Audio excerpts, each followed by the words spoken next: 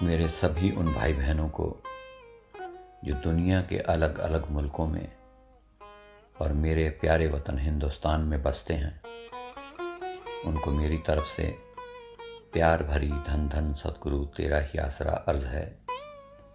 मैं विनोद, जो London England में रहता हूँ, आपके लिए हर रोज़ की तरह पूज्य मस्ताना जी की रूहानियत से भरी साखियाँ लेकर हाजिर हुआ हूँ। आज जिन जिन साखियों की हम यहाँ चर्चा करेंगे, उनकी तफसील कुछ इस तरह है। साखी नंबर 1, 100 रुपये में एक बात। साखी नंबर 2, स्वाद लेना हो तो। साखी नंबर 3, दर्शन देते हैं। साखी नंबर 4, ठेकेदार के साथ। साखी नंबर 5, जान की बाजी। साखी नंबर 6, माया को दबाकर। साखी नंबर 1, 100 रुपये में एक बात। हाजी नाजिर जिंदाराम मिठले साईं जी ने एक बार चाचा रखियाराम जी व अन्य प्रेमियों को अपने मुखारबिन से एक साखी सुनाई, जो इस तरह थी। एक बार एक फ़कीर ऊंची ऊंची आवाज़ में बोलने लगा कि 100 रुपये में एक बात, यानी उसने अपनी एक बात का मोल 100 रुपये रखा। भिन्न भिन्न लोगों ने इस बात को भिन्न भिन्न प्रकार से समझा। उस नगरी के राजा के एक नौकर ने जब फ़कीर की इस हालत को देखा तो वह उसके पास पहुंचा। 300 रुपये उसके पास थे और बातें सुनने के लिए अर्ज की। पहला 100 रुपये नोट लेने के बाद उस फ़कीर ने पहली बात बताई कि नंगे को ढकना। दूसरे 100 रुपये की बात थी सत्संग पर जाना। और तीसरे 100 रुपये की बात थी कि दोस्त की पूरी सहायता करना। वह यह बातें सुनकर महलों में चला गया। अचानक उसने देखा कि रानी के कमरे में वह अपने यार के साथ सो रही है और नग्न हालत में थी। इसलिए उसने उस पर कपड़ा डाल दिया। रानी को पता चल गया। उसे दुख तो हुआ और सोचा कि उसकी बदनामी भी होगी। उसी समय एक ख़त जल्लादों की तरफ लिखा कि इस ख़त लाने वाले को उसी समय कत्ल कर दो। ख़त उसी नौकर को दिया। नौकर ख़त लेकर चल पड़ा। महल से बाहर निकला ही था कि रानी के भाई ने उसे सत्संग जाने की प्रेरणा की। जब ख़त को पहचाने का कार्य पता चला तो रानी का भाई ख़त पहुंचाने चल पड़ा और नौकर को सत्संग पर भेज दिया। ख़त पहुंचाया गया और उसके भाई की मौत हो गई। फ़कीर की 2 बातें पूरी हो गईं। कुछ समय बीता और उसे कुछ पैसों की ज़रूरत हुई। उसने इधर उधर बहुत कोशिश की, लेकिन किसी तरह भी कोई चारा ना हुआ। आखिर में वह अपने दोस्त के पास पहुंचा और अपने दोस्त को अपनी सारी हालत बनाई। उसके दोस्त ने घर का सामान, गहने और आदि बेचकर अपने दोस्त की मदद की। फ़कीर की 3 बातें पूरी हुईं। 3 बातों में रूहानियत का राज भी छिपा हुआ है। किसी नंगे को ढांपने का भाव है कि किसी के अवगुण न देखना, सत्संग पर जाना और वक्त पर अपने यार के काम आना। इन 3 बातों को कोई सच्चा संत सतगुरु ही अमली जामा पहना सकता है। संत ही हमारे सभी अवगुणों को देखते हुए भी हमें अपने चरणों में जगह देते हैं। सत्संग में हमें मालिक के प्यारे और मीठे वचन सुनाते हैं। और जब हम पर किसी तरह की भी कोई मुसीबत आती है तो उस वक्त सच्चे संत ही हमारे काम आते हैं। अगर इस बात को बहुत बारीकी से देखा जाए तो हमारा मुर्शद ही हमारा सच्चा यार होता है। साखी नंबर 2, स्वाद लेना हो तो। सच्चे साथी प्रकट रूप जिंदाराम जी ने फरमाया कि अगर किसी वस्तु का स्वाद लेना हो तो दूसरे को खिला कर देखो कि कितना मज़ा आता है। एक राजा था, एक वजीर था। दोनों के पास कुछ सेब थे। राजा ने सेब का फल सारा खा लिया, लेकिन वजीर ने अपने नीचे काम करने वालों को सभी सेब बांट कर खाए।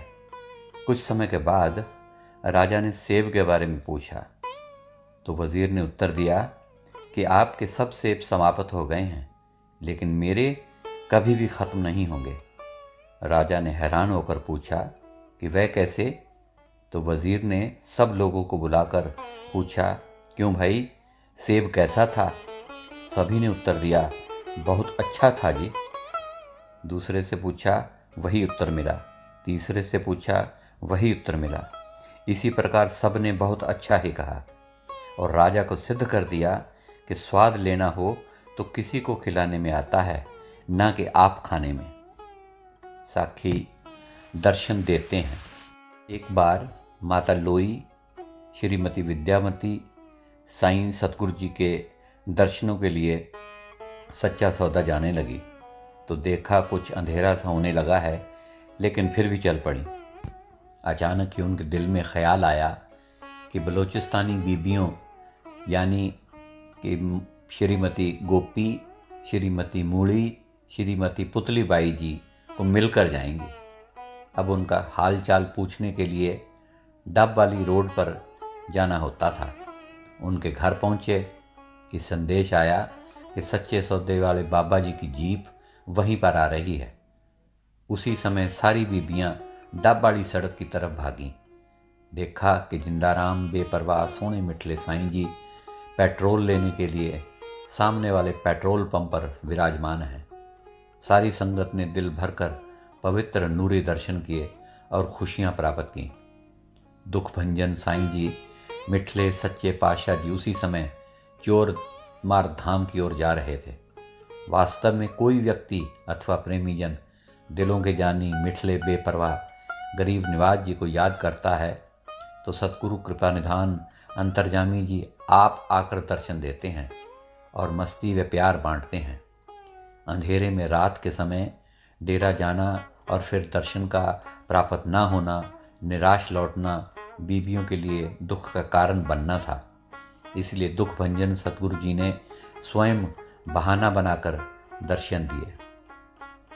तो गुरु प्यारी साध संगत जी, इस साखी से ये सिद्ध होता है कि हम गुरु के दर्शन नहीं करते, गुरु अपने दर्शन खुद आकर देता है। साखी ठेकेदार के साथ। श्री मनीराम पहल शहनशाही दाता जी को केवल एक साधु के रूप में ही जानता था, लेकिन जब वह पहली बार डेरा आया तो दाता प्रभु जी ने उसके मन की सभी बातें बता दी और मनीराम को यह विश्वास हो गया कि प्रभु आए हैं।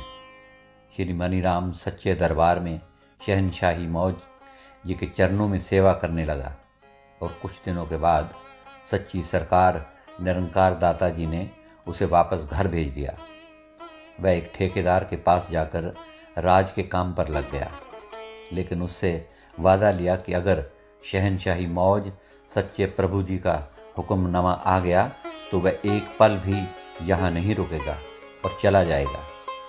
इससे ठेकेदार के मन में बहुत ही उत्सुकता पैदा हुई कि ऐसी भी क्या चीज़ है जो अपने काम से भी प्यारी है। उसने श्री मनीराम से रोज़ कुछ समय पूज्य मस्ताना जी के बारे में बातें करने शुरू की। जब कुछ बातें सुनी तो वह काम को भूल जाता और निरंकार प्रभु साईं जी की बातें ही सुनता रहता। आखिर वह रह न सका और श्री मनीराम को लेकर डेरा में दर्शन के लिए साथ चलने के लिए कहा। दोनों डेरा की तरफ चल पड़े और रास्ते में भी पूज्य मस्ताना जी की बातें करते गए। भाग्यवश उनको शहनशाहों के शहनशाह सतगुरु जी के पवित्र दर्शन प्राप्त हुए और कुछ समय अकेले में भी मिला। अकेले में सतपुरुष स्वामी दाता जी ने सारी बातें जो रास्ते में आपस में उन्होंने की उनको बता दी। इस प्रकार वे प्रसन्नता से और प्रफुल्लित होकर वापस घर लौटे। जब वो घर वापस आ रहे थे तो ठेकेदार ने मनीराम से कहा, ये अचंभे की बात नहीं तो और क्या है? कि साईं जी को सबके दिलों की हर बात मालूम है। साखी जान की बाजी। सतगुरु दातार मिठला सोना साईं, गरीब निवाज बेपरवाह, परम संतों के न्यारे राम जी कभी कभी अपने आप को मान बड़ाई आदि के शब्दों से संबोधित न करवाते, सदा अपने आप को तुच्छ शब्दों से संबोधित करवाते। सच्ची सरकार सतगुरु जी ने काम, क्रोध, लोभ, मोह, अहंकार से बचने के लिए बार बार जीवों को बताया और समझाया भी। अहंकार भी एक बहुत बड़ा शत्रु है। कमाल की बात यह है, सतगुरु अविनाशी दातार जी जो करते हैं वे हमारे को चिताते भी नहीं हैं, अर्थात बताते भी नहीं हैं, लेकिन हम नासमझ मूर्ख लोग उसी के लिए अहंकार कर बैठते हैं कि हमने चलो इतना तो किया, परंतु मूर्खों को इतना भी मालूम नहीं कि यह सब दीनदयाल सतगुरु जी की कृपा है, वह उनकी दया का ही फल है। दीनदयाल कृपा निधान सतगुरु जी की कृपा, दया, मेहर होने से कोई भी जीव 5 या 10 मिनट के लिए सिमरन पर नहीं बैठ जाता है, तो उसी समय अहंकार कर बैठता है कि मैं बैठा, परंतु उस दयालु बिठाने वाले सतगुरु जी को भूल जाते हैं। डेरा सच्चा सौदा में साईं सतगुरु जी के दरबार में कई प्रेमी सदा मिठले प्रभु जिंदाराम जी के साथ रहना चाहते थे और जहाँ भी जाएं और उनका पीछा करते थे। अब साईं जी सरसा डेरा सच्चा सौदा अमरपुर डेरा में जा रहे थे। जाने से पहले जिंदाराम साईं जी ने सबको बुलाकर एक इलाही हुक्म फरमाया कि हमारे पीछे कोई नहीं आएगा। श्री राम सिंह भी पीछा करने वाले साधुओं और प्रेमियों में एक था। उसका कसूर न था, क्योंकि खींचने वाले परम संतों के न्यारे राम का खिंचाव ही इतना जोरदार था कि रह नहीं सकता था। रास्ता प्राप्त करने के बाद उसको अंतर्यामता का पता चल गया।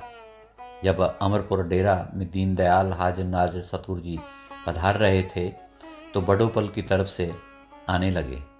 श्री राम सिंह ने 4-5 प्रेमियों को इकट्ठा किया और बताया कि शहनशाहों के शहनशाह जी की जीप फंस गई है। सब लोग हैरान थे कि इसको कैसे मालूम है, लेकिन वह कस्सियां लेकर शीघ्रता से नहर की तरफ भागते हुए चल पड़े। सच में जीप वहां रेते में फंसी पड़ी थी। सच्ची सरकार सतपुर जी अमरपुरा धाम पधारे। उस प्रेमी से रहा नहीं गया और गरीब निवाज साईं जी के पीछे चल पड़ा।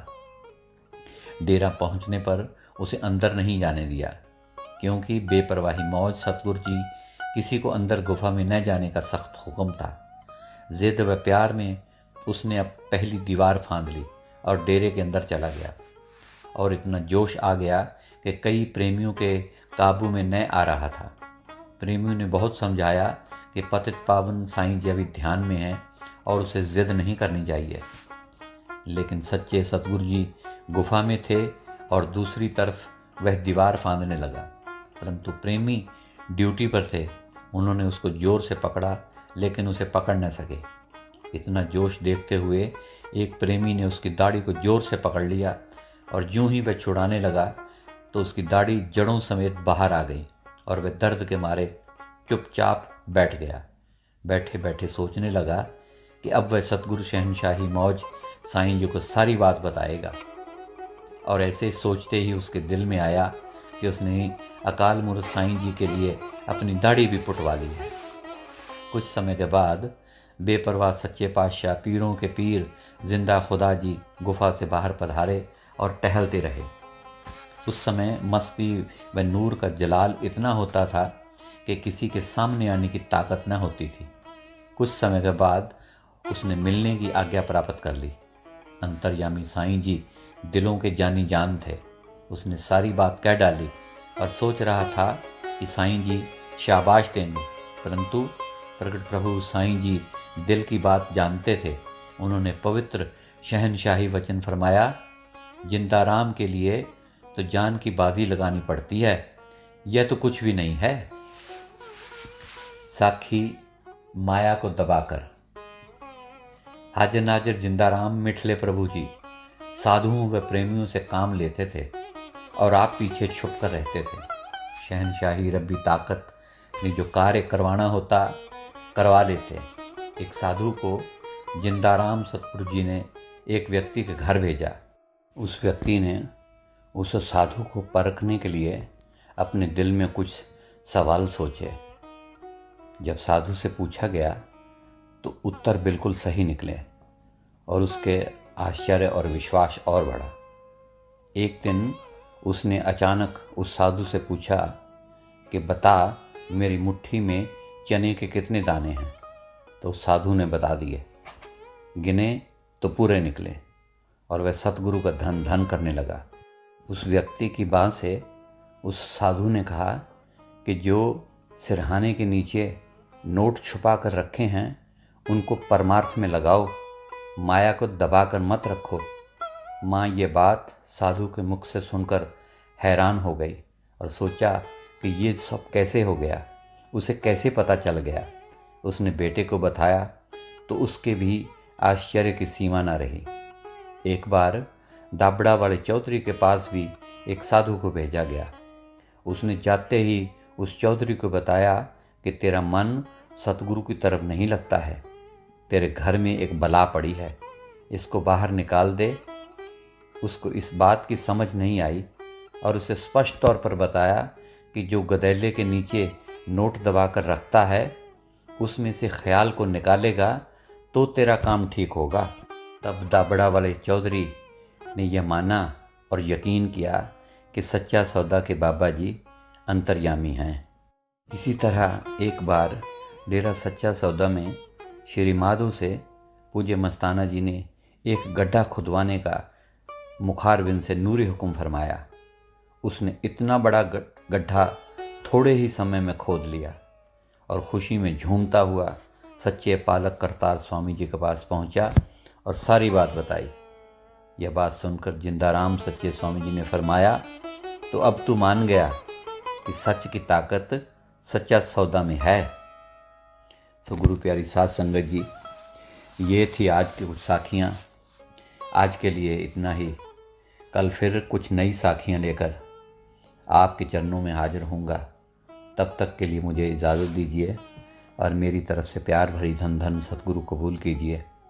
धन धन सतगुरु तेरा ही आसरा, हाजिर नाजिर जिंदाराम तेरा ही आसरा।